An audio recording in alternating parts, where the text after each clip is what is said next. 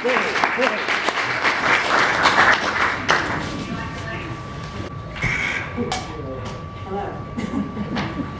I am the friendly narrator.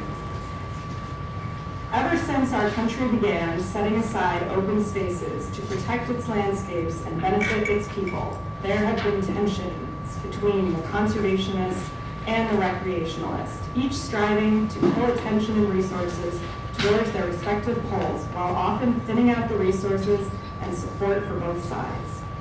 Eco-recreation changes the game from tug-of-war to teamwork. The roots of eco-recreation reach back over 100 years to two icons. Two icons of the American outdoor experience and beneath the sequoias to establish Yosemite National Park. Like a century-long echo, the relevancy of their conversation rings loud and clear today. We'd like to share their story with you, set in a context much closer to home.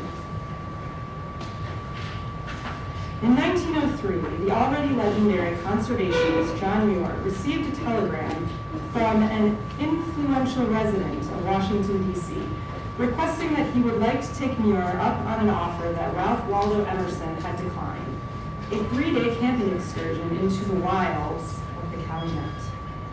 In June, President Theodore Roosevelt arrived at Big Marsh with a large contingent of statesmen, VIPs, and staff, who were unaware of the president's plans to camp beneath the stars with Muir.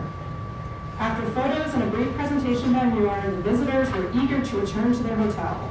As the caravan turned north on Stony Island, one of their numbers stepped off to the side to feign retying his boots, where he was obscured by phragmites. Pardon, good sirs, the president has stopped, but they're leaving. Are they gone? Yes, your people have left you. Bully! 3 days without the pomp and for the glasses, really. 3 days without the pomp and formalities, the courtesies and the comforts of cloying civility. 3 days to spend as men!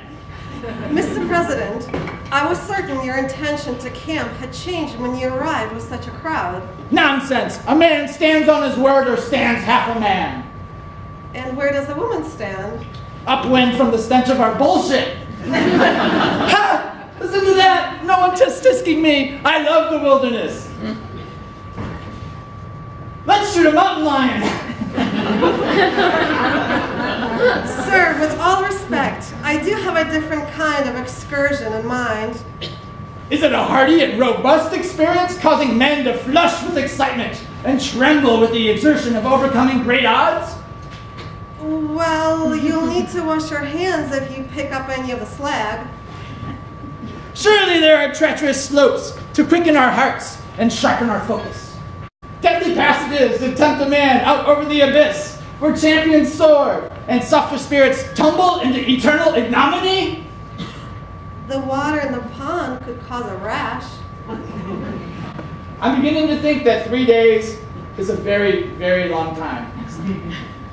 Mr. President, I intend to share with you my passion for returning these open, empty, polluted spaces to a landscape that allows a man to escape the artifice of civilization and return to the birthplace of the human spirit, to nature. Precisely! Now, let's wrestle. No wrestling.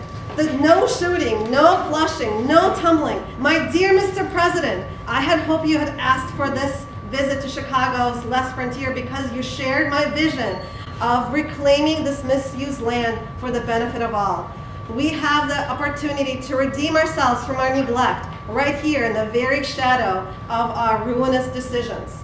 By cracky, we are of one mind. Now, let's climb that cottonwood. Sir, no, they'll fall over as their roots can't penetrate the slag. Oh. Well, long jump contest. You go first. No! Can you just stand still? Just please stand still for just 1 minute. Just be still and listen. It Extraordinary! I've identified the songs of 11 species of birds, a surprising variety. Yellow-crowned night heron, osprey, snowy egret, and the delightful pied-billed grebe, adding its distinct phrasing to the chorus.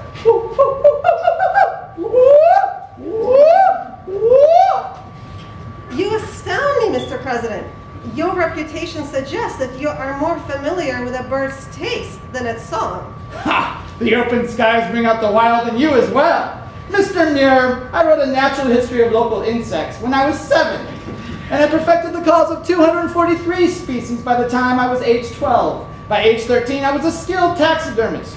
My passion for the outdoors is rooted in a childhood of discovery and play. Playing came first, and became the vehicle that delivered the rest. I'm a sportsman now, because I am still going outdoors to play. As a hale member of a restless species, I go into nature to be an actor on the stage, to invite full engagement of my mind, my muscle, and my spirit. I am obligated by my humanity to participate, and not simply observe nature. I'm sure you're nature's welcome guest. Point taken. However, you wish to help improve this land for the benefit of all, while offering no benefit to any for having visited it. Mr. President, that's not what I wish. For my own great love of the wilderness could only bloom by hiking into it, by opening myself to experiences that my own abilities and nature's mercy could allow. I do not wish to confine man's experience of nature to a view from a carriage, but to provide for its escape via his own 2 feet. My fear is that nature will be trampled by the stampede. My good man, I sense a flicker of kinship between us. Let us fan this flame by daring a mighty thing.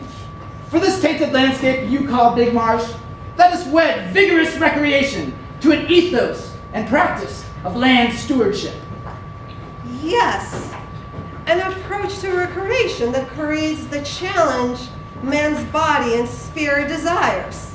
Yes, while taking advantage of the time he spends in nature to grow his appreciation and understanding of natural processes. Which enrich man's experiences. Yes, while inculcating a desire to improve and protect the land for future generations. This could be very, very big. What kind of recreation are you thinking? Spear hunting wild boar! That's not happening. However, the bicycle craze may hold something promising. It looks very dangerous. I think you'd like it. Splendid! What's your vision of nature for the site? I believe by carving the slag, we could replicate a Dolomite Canyon. Ha! And you think boar hunting is crazy? I advise starting instead with the marsh you've been given. What? John, look at that hill! I'll race you to the top! On 3! 1, 2, 3! Ha! John Muir, my good friend, you're a splendid cheat! And